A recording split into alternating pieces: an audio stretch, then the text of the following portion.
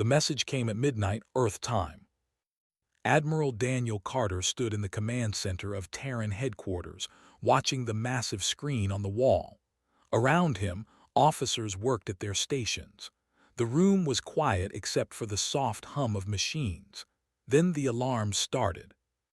"Sir, we are receiving a transmission," Lieutenant Wright said from his station. He was young, only 26 years old, but he was one of the best communications officers in the fleet. "It is coming from outside our territory, very far outside." Admiral Carter walked closer to the screen. He was a tall man with gray hair and calm eyes. He had served in the Terran Navy for 30 years. He had seen many things, but he had never seen anything like what appeared on the screen. A face appeared. It was not human. The creature had dark purple skin and 4 yellow eyes. Its head was large and shaped like a triangle. When it spoke, its voice was deep and cold. "I am Grand Overlord of the Galactic Empire," the creature said. "I speak to the leaders of the species called humans. You will listen carefully." Admiral Carter did not move. He simply watched. "The Empire controls 217 star systems," continued. "We have conquered 43 species. None have ever defeated us. None have ever refused our demands. You are a small species on the edge of the galaxy. You are nothing to us." The officers in the command center exchanged worried looks, but Admiral Carter remained still. "You have 30 standard days to surrender all your colonies outside your home system," said. "You will accept status as a vassal species of the Empire. You will pay tribute. You will serve. If you refuse, we will destroy every human world. We will hunt your species to extinction. This is not a threat. This is a fact." The screen went dark. For a long moment, no one spoke. Then Commander Amy Collins stepped forward. She was the chief strategist at Terran Command, a woman with short red hair and sharp green eyes. She had been studying alien civilizations for 15 years. "I have heard of she said quietly. "The reports are true. They have never lost a war. Every species they have encountered has either surrendered or been destroyed. There is no third option in their history." "How large is their fleet?" Admiral Carter asked. Commander Collins checked her data pad. "Based on our intelligence, they have approximately 5,000 warships. We have just over 1,000. Their ships are also more advanced than ours in several areas." "So we cannot win a direct fight," said Admiral Victor Hayes, the oldest member of the council. He was a thin man with a worried face. "Perhaps we should consider their offer. Survival as vassals is better than extinction." Several officers nodded. The math was simple. They were stronger. Fighting them seemed like madness. Admiral Carter listened to them talk. He heard their fears. He understood them. But he also knew something that they did not. "Tell me something," he said, his voice cutting through the discussion. Everyone stopped and looked at him. "In all their history, has any species ever refused them? Has anyone ever said no and then fought?" Commander Collins checked her files. "No, sir. According to all available data, every species either surrendered immediately or tried to run. Those who ran were hunted down and destroyed. No one has ever stood and fought against an ultimatum." Admiral Carter smiled. It was not a happy smile. It was the smile of a man who had made a decision. "Then they have never fought anyone like us," he said. "Sir, the numbers are against us," Admiral Hayes said. "This is not courage. This is suicide." "No," Admiral Carter replied. "This is something they do not understand. They have conquered species that value survival above all else. Species that calculate their chances and surrender when the odds are bad. But humans are different. We have fought wars against each other for thousands of years. We have died for ideas. We have died for freedom. We have died for pride. We do not calculate the same way they do." He turned to the young communications officer. "Lieutenant Wright, prepare a response to the Empire." Wright sat up straight. "Yes, sir, what should I say?" Admiral Carter thought for a moment. Then he spoke slowly, making sure every word was clear. Terran Command formally advises the Galactic Empire to never test our resolve. This is not a negotiation. This is a warning. Lieutenant Wright typed the message, his fingers shaking slightly. He looked at the Admiral one more time, waiting for confirmation. "Send it," Admiral Carter said. The message went out into space, traveling at the speed of light toward the Empire. Commander Collins stepped closer to the Admiral. "Sir, you know what this means. They will come for us." "Yes," Admiral Carter said. "They will.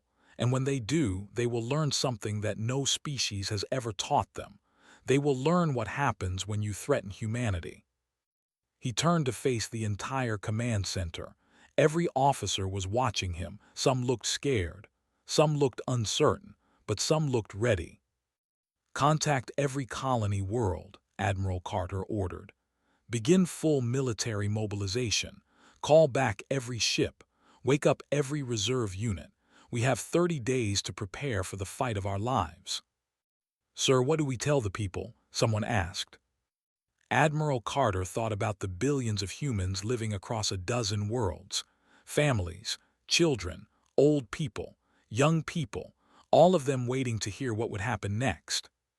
"Tell them the truth," he said. "Tell them an empire has demanded that humanity kneel, and tell them that Terran Command has given our answer. We will not kneel.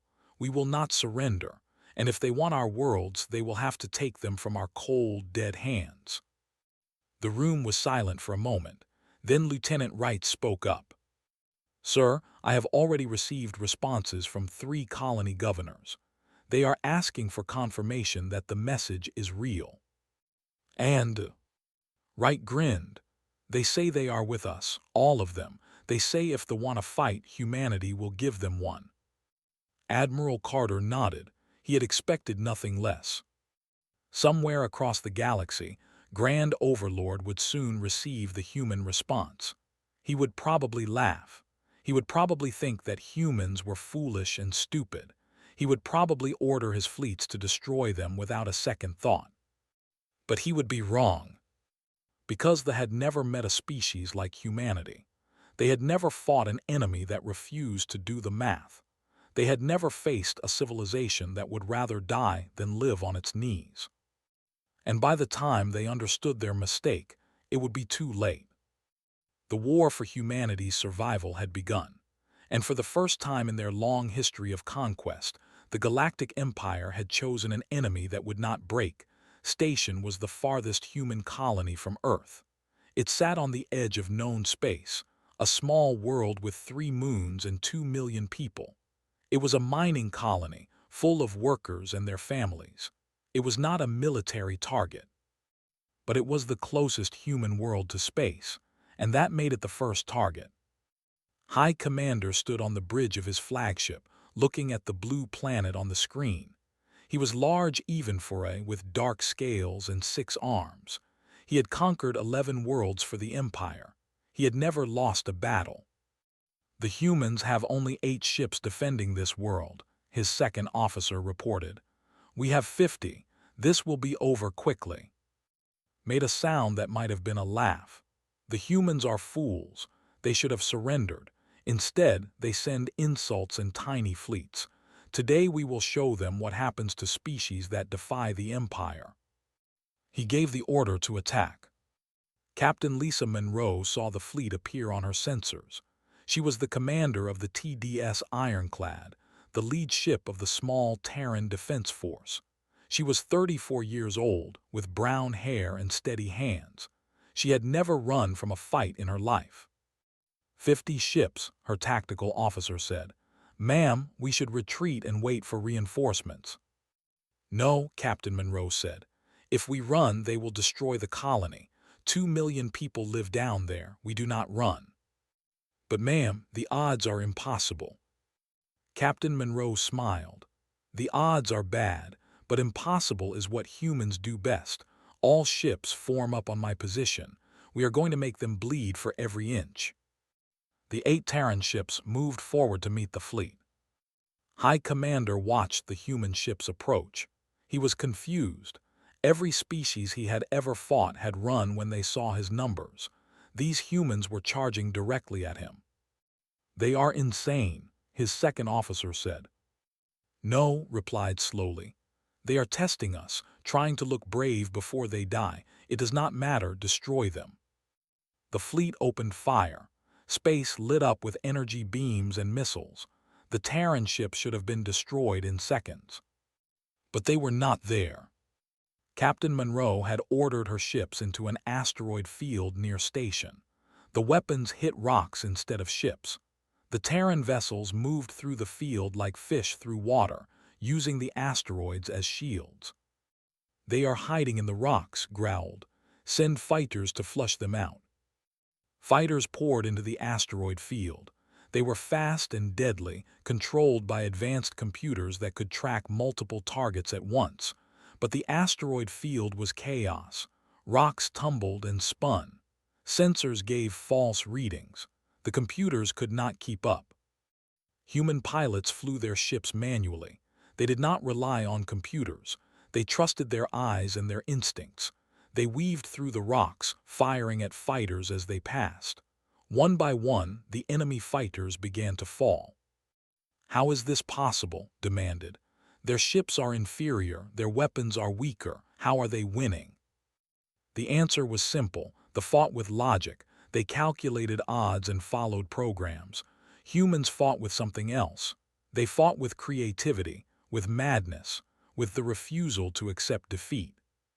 On the TDS Ironclad, Sergeant Cole led a team of Marines to the landing bay. He was a big man with scars on his face and fire in his eyes. He had been a soldier for 12 years. "We are boarding one of their ships," a young Marine asked. "Yes," Sergeant Cole said. "They have never been boarded before. No species has ever tried. They will not know how to handle us." A small Terran shuttle launched from the Ironclad.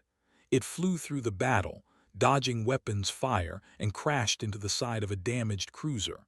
The Marines cut through the hull and poured inside. The soldiers were waiting for them.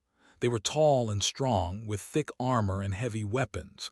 They expected the humans to cower. Every other species had cowered.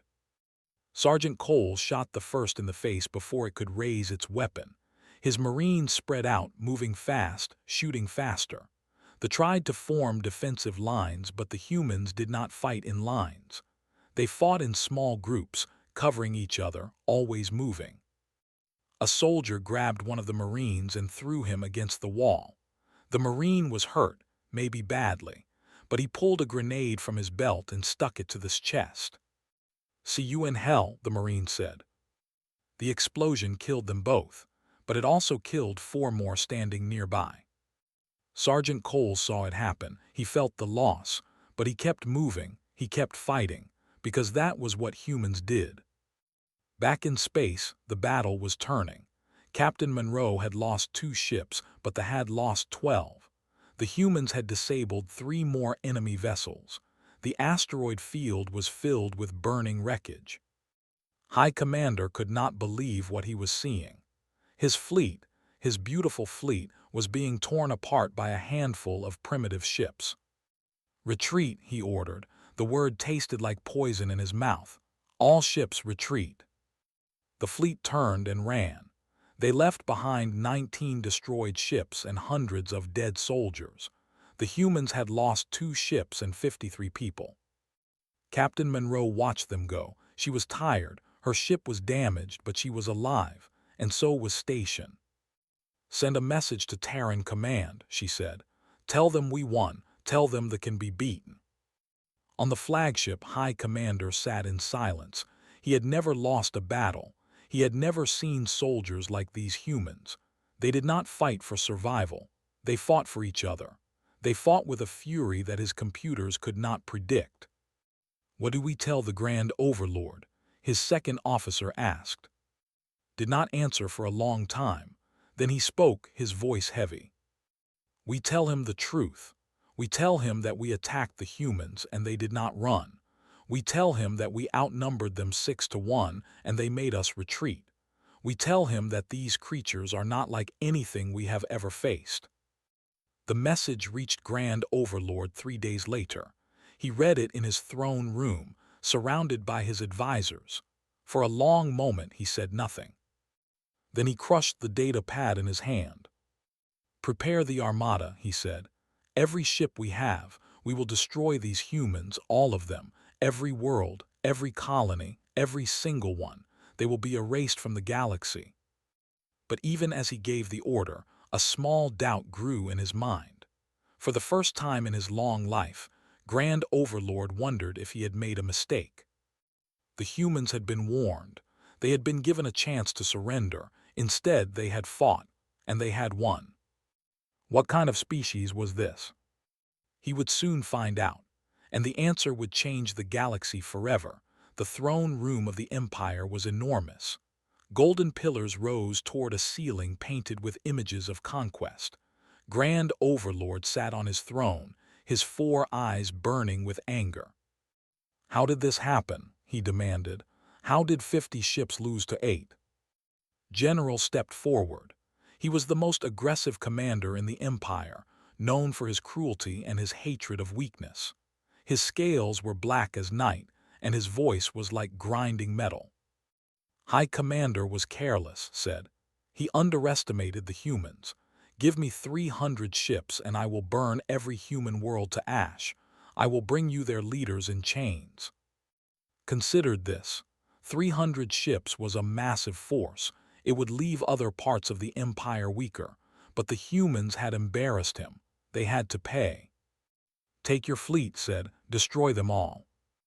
Ambassador watched from the shadows. She was different from other. She had spent years studying alien cultures, trying to understand them rather than simply conquer them. She had read everything available about humans, and she was worried.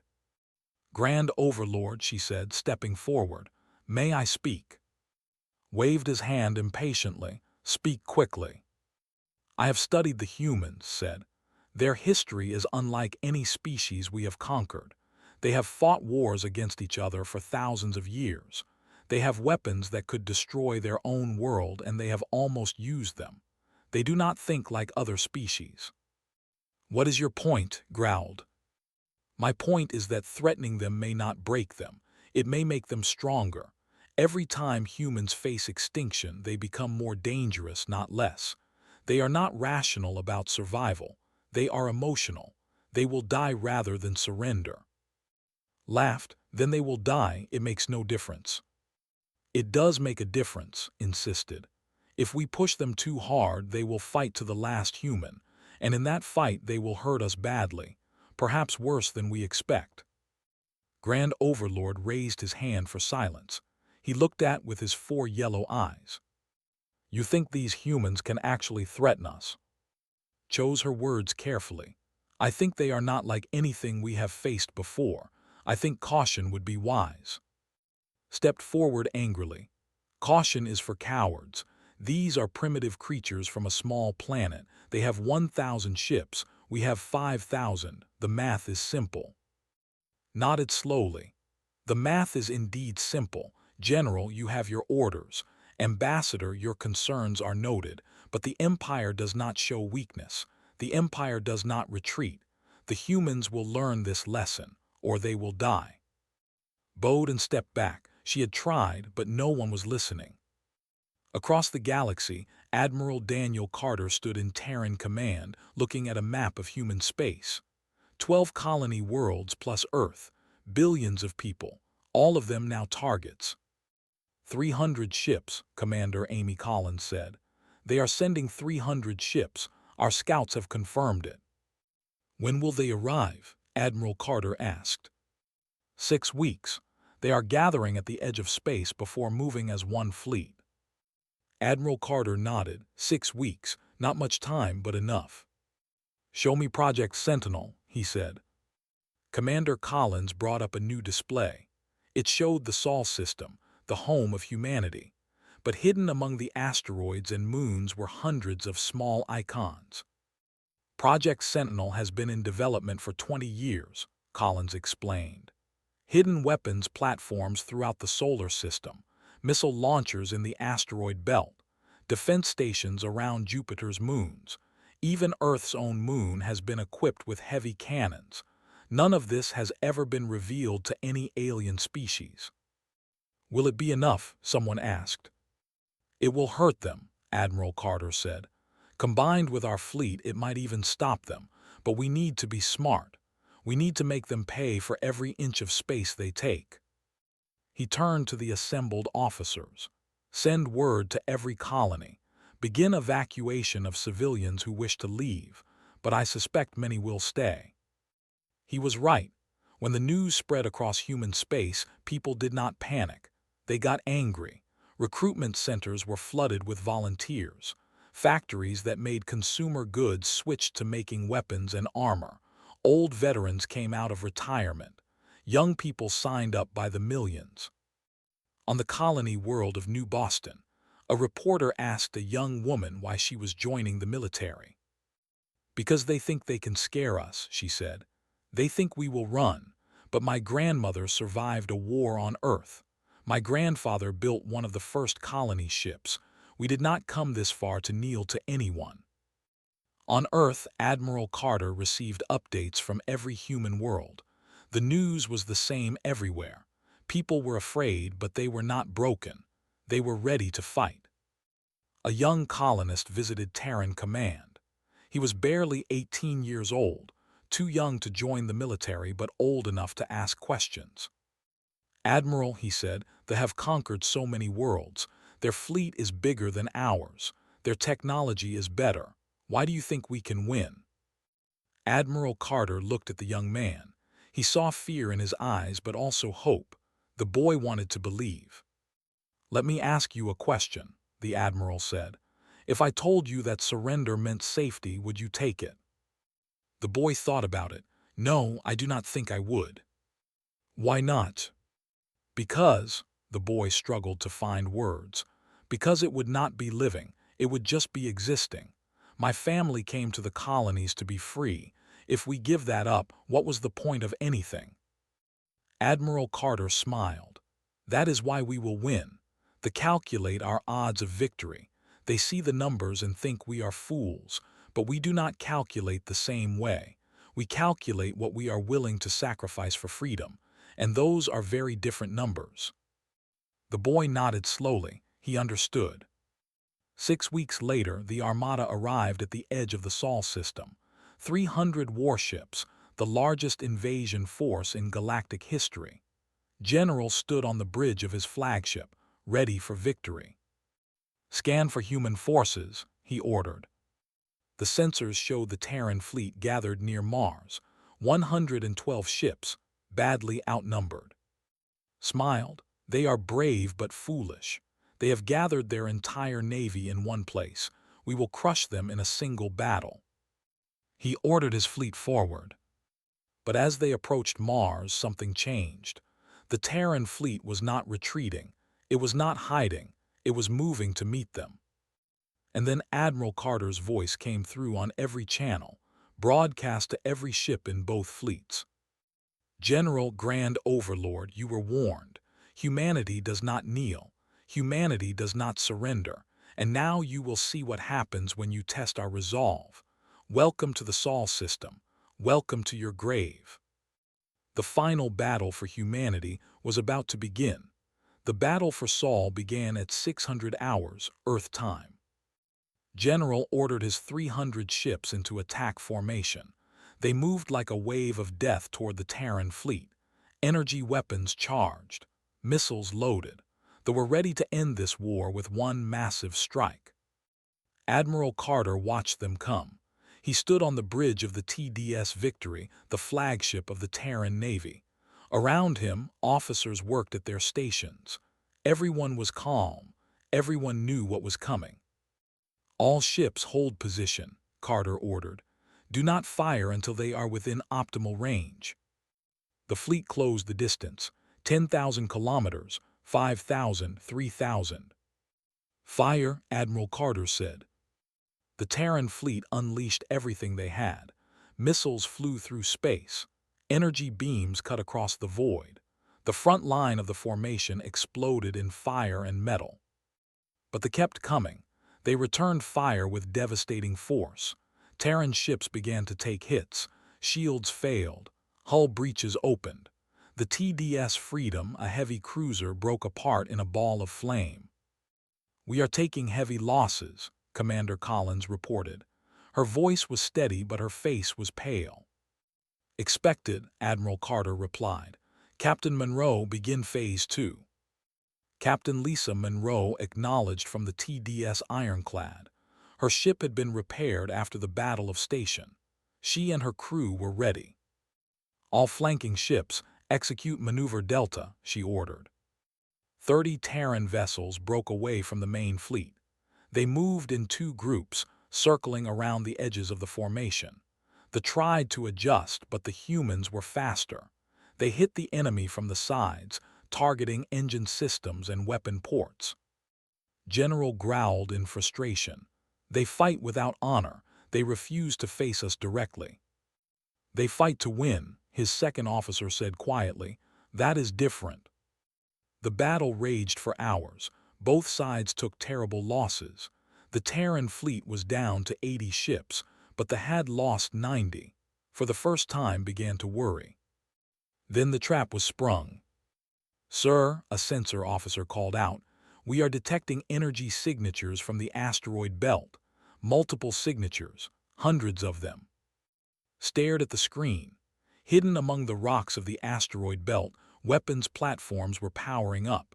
They had been invisible before, disguised as simple asteroids. Now they revealed themselves. Project Sentinel opened fire. Missiles by the thousands launched from the asteroid belt. Defense platforms around Jupiter's moons added their own weapons to the attack. Even Earth's moon fired massive cannons that could crack a ship in half with a single shot. The fleet was caught in a crossfire. Ships that had been advancing toward the Terran fleet now found themselves under attack from all directions. Explosions filled the void of space. "Retreat," screamed. "Fall back and regroup." But there was nowhere to go. The humans had planned this for years. Every escape route was covered by hidden weapons. Every path led into another field of fire. On Mars, Sergeant Cole led a desperate defense. They had managed to land troops on the Red Planet, trying to establish a foothold. Human Marines met them in the canyons and craters. Cole's squad was defending a civilian shelter. 200 people were hiding inside, mostly families who had refused to evacuate. They wanted to capture them, to use them as hostages. "They are coming again," a young Marine said. His name was Private Danny. He was 20 years old and had never seen combat before today. Cole checked his weapon. "How many?" "At least 50. We have 12. Cole looked at his squad. They were tired, some were wounded, but none of them were running. "Then we make them pay for every step," Cole said. "For every person in that shelter, we take 10 of them with us. Understood?" "Yes, Sergeant." They attacked. They came in waves, their heavy armor making them hard to kill. But the humans had the high ground. They had prepared the position, and they had something they did not have. They had each other. When one Marine fell, another took his place. When ammunition ran low, they shared what they had. When Private took a hit to his leg, Cole dragged him to cover and kept fighting.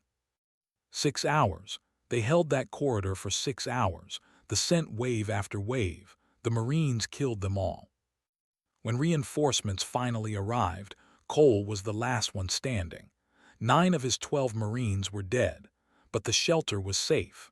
200 people were alive because 12 humans refused to give up. Back in space, the battle reached its climax. The fleet had been reduced to 120 ships. The Terran fleet had only 40 left, but Project Sentinel was still firing. The asteroid belt was a wall of death that they could not pass. General stood on his burning bridge. Half his crew was dead. His flagship was falling apart around him, and he finally understood. Ambassador had tried to warn him. The humans were not like other species. They did not fight because they thought they could win. They fought because they would rather die than lose. All ships ordered, his voice broken. Full retreat, leave the system now. But it was too late for him. A damaged Terran destroyer, the TDS Defiant, was drifting toward his flagship. Its engines were gone, its weapons were destroyed, but its crew was still alive.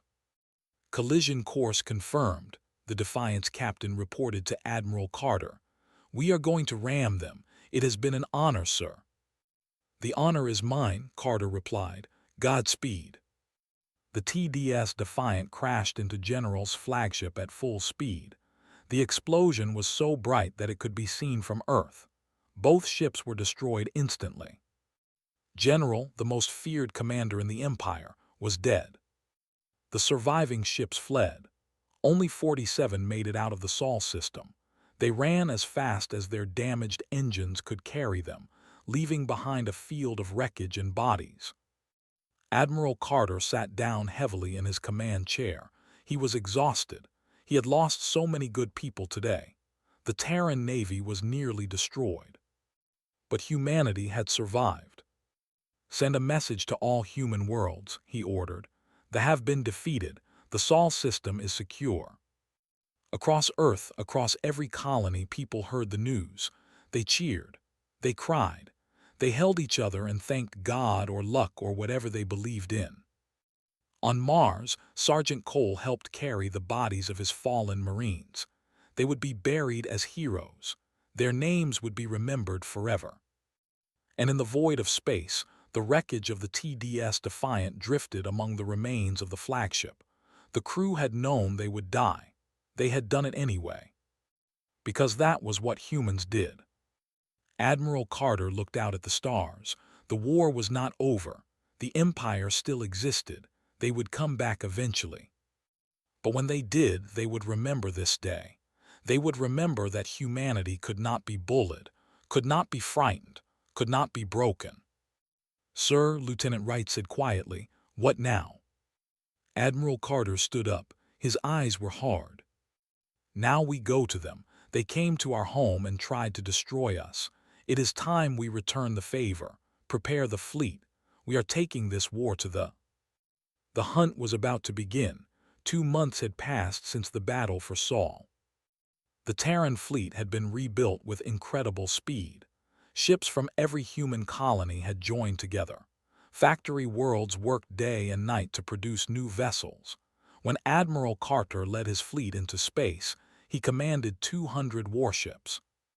It was not enough to conquer an empire, but it was enough to send a message. News of the human victory had spread across the galaxy. Species that had served for centuries heard how a small civilization had defeated the Empire's greatest fleet, and they began to wonder, if the humans could fight back, why not them? Rebellions broke out on a dozen worlds. Forces that should have been preparing to attack humanity were instead fighting to hold their own territory. The empire that had seemed unbreakable was cracking. Grand Overlord sat alone in his throne room. The golden pillars now seemed cold and empty. His advisors had stopped bringing him good news because there was no good news left. General was dead. 250 ships were destroyed. The subject species were rising up, and the human fleet was getting closer every day. Ambassador entered the throne room quietly. She had been waiting for this moment. Grand Overlord, she said, we need to talk. Looked at her with tired eyes. Have you come to say that you warned me, that I should have listened? No, said. I have come to tell you that there is still a way to save the Empire, but you will not like it. Speak. Took a deep breath. The humans do not want to conquer us. They want to be left alone. If we offer them peace, real peace, they might accept it. Peace, hissed, after what they did to our fleet, after what they did to. They defended themselves, said firmly. We attacked them. We threatened to destroy their species. Everything that happened was our choice. They simply responded. Was silent for a long time. The truth of her words hung in the air between them. What would this peace cost us? He finally asked. Everything we have taken from others, said. The subject species must be freed. The Empire must become something new, a union of equals, not masters and slaves. Stared at her. You want me to destroy everything we have built? I want us to survive, replied. The old way is already dead. The only question is whether we die with it. 2 days later, Ambassador sent a secret message to Admiral Carter. She proposed a meeting. She proposed terms. And she promised something that no had ever offered before, genuine peace. Admiral Carter read her message carefully. He knew it could be a trap, but he also knew that war had a price, and his people had already paid too much. We will meet her, he decided, but on our terms. The meeting took place on a neutral station at the edge of both territories. Admiral Carter brought Captain Monroe and Sergeant Cole as witnesses. Ambassador came alone. You are brave to come here without guards, Carter said. If I brought guards, you would bring more, replied. We would never trust each other. I am here to end distrust, not create more. They talked for hours, explained the situation in the Empire, the rebellions, the chaos, the growing fear that the civilization might collapse completely. Grand Overlord has agreed to step down, she said. I have gathered support from moderate factions. We want to form a new government, one that respects other species instead of conquering them. And what do you want from humanity? Carter asked. Help, not military help, but diplomatic. If humans support our reforms, other species will trust us more quickly. Your victory has made you respected across the galaxy. That respect is more valuable than any weapon. Sergeant Cole spoke up.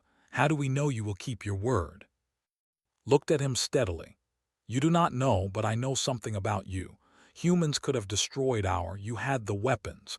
You had the anger, but you did not do it. You showed mercy to enemies who showed you none. That tells me that you are a species that can be trusted. Admiral Carter thought about her words. He thought about all the people who had died in the war. He thought about what they would want him to do. We will help you, he said finally. But our terms are absolute. Every conquered species must be offered freedom. Every slave must be released, and you will never threaten humanity again. Agreed, said. They shook hands. It was the first handshake between a human and in history. The Saul Accords were signed 1 month later. The ceremony was held on Station, the colony where the first real battle had been fought. Representatives from a dozen species attended, including several who had been freed from rule.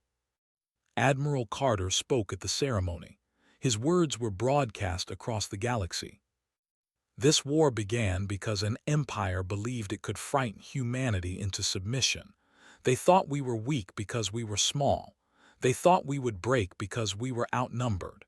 They were wrong. He paused, looking at the faces around him. We never wanted this war. We never wanted to conquer anyone. We only wanted to live free in peace among the stars. But when that freedom was threatened, we did what humans have always done. We fought. We bled. We died. And we won. He turned to Ambassador. Today we begin a new chapter. Not as conquerors, but as partners. Not as enemies, but as neighbors. The galaxy is big enough for all of us. Let this day mark the moment when we chose peace over war, cooperation over domination, and hope over fear. The crowd applauded. Alien species who had never spoken to each other began to talk. Former enemies shared drinks and stories. Something new was being born. Years later, a monument was built at Station. It was a simple stone pillar, carved with the names of every human who had died in the war. Thousands of names. Each one a life, each one a sacrifice. Alien diplomats visited the monument regularly. They came to pay respect to the species that had changed the galaxy. They came to read the inscription at the base of the pillar. The inscription said, "They tested our resolve. Let this be the record of our answer." Sergeant Cole visited the monument once a year. He would stand there for hours, reading the names of friends he had lost. Private Danny, the crew of the TDS Defiant, so many others. Admiral Carter retired to a small house on Earth. He spent his days gardening and watching the stars. Sometimes reporters would ask him about the war, about the decisions he had made. "Do you have any regrets?" one reporter asked. Carter thought about it. "I regret every life that was lost. I regret that we had to fight it all. But I do not regret our choice. We were given a chance to kneel or to stand. We stood. And because we stood, humanity has a future among the stars." Captain Lisa Monroe became an ambassador. She spent years traveling between worlds, building relationships, preventing conflicts before they started. She never forgot what war cost. An ambassador, now leader of the reformed government, worked tirelessly to build the new galactic community. She never forgot the lesson that humans had taught her people. Some species were not meant to be conquered. Some spirits were not meant to be broken. And some civilizations, when pushed to the edge, pushed back harder than anyone expected. The humans had proven this, and the galaxy would never forget.